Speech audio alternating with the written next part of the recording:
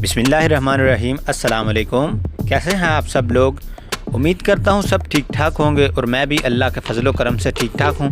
दुआ ये है कि जो बीमार हैं अल्लाह पाक उनको तंदुरुस्ती अता फ़रमाए, जो बेरोज़गार हैं उनको अच्छा रोज़गार अता फ़रमाए और जो बे औलाद हैं अल्लाह पाक उनको नेक और सालेह औलाद अता फ़रमाए। तो चलते हैं, आज की रेमेडी शुरू करते हैं। आज आपको हम बताने जा रहे हैं रंग गोरा करने वाली नहायत आसान और सस्ती सी रेमेडी। किचन की चंद सस्ती सी चीज़ों के इस्तेमाल से आप ये रेमेडी बना सकते हैं और इस्तेमाल कर सकते हैं। चंद ही दिनों के इस्तेमाल से आपका रंग इंशाल्लाह चिट्टा गोरा और दूधिया वाइट हो जाएगा और लोग आपकी तरफ देखने पर मजबूर हो जाएंगे और आपको पूछने पर मजबूर हो जाएंगे। तो नुस्खे को इस्तेमाल करने से पहले आपसे गुजारिश है, जिन लोगों ने हमारा चैनल सब्सक्राइब नहीं किया, सब्सक्राइब करके घंटी का बटन को प्रेस कर लें ताकि हर आने वाला नुस्खा आप तक पहुंचता रहे। तो सबसे पहले इस रेमेडी को बनाने के लिए आपने करना क्या है कि एक दरमियानी साइज़ का आलू लेकर इसको छोटे छोटे 5-6 टुकड़ों में काट देना है। जिस तरह हमने ये काट लिए, एक प्याली में डाल लिए। आलू में कुदरती विटामिन्स होते हैं जो स्किन के लिए बहुत ही मुफीद हैं।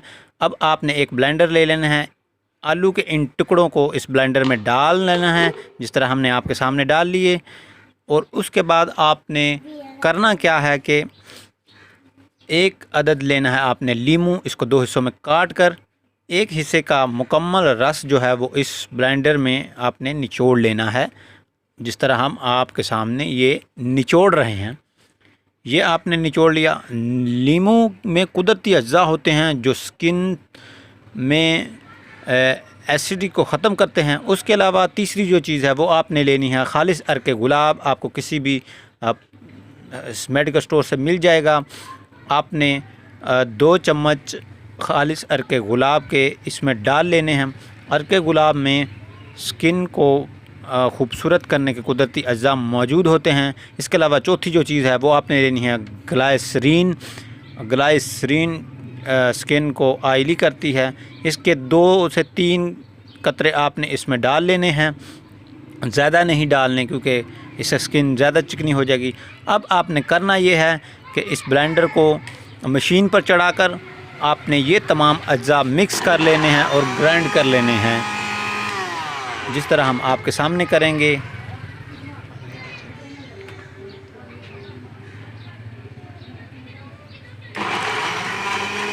चंद मिनट आप इन्हें ग्राइंड कर लें।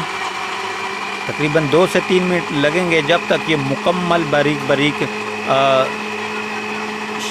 शेप अख्तियार ना कर जाए, तब तक आप इसे ग्राइंड कर लें। जब ये मुकम्मल बारीक शेप अख्तियार कर जाएंगे तब आप इसको उतार कर एक शीशे की साफ़ प्याली में डाल लें।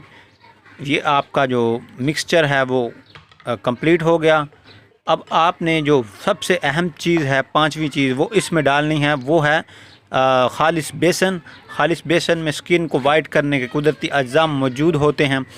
आपने 1.5 से 2 चम्मच खालिस बेसन के इसमें ऐड कर लेने हैं जिस तरह हमने आपके सामने ऐड कर लिए खालिस बेसन के 2 चम्मच। अब आपने इसको मुकम्मल हिलाते रहना है, मिक्स कर लें इनको।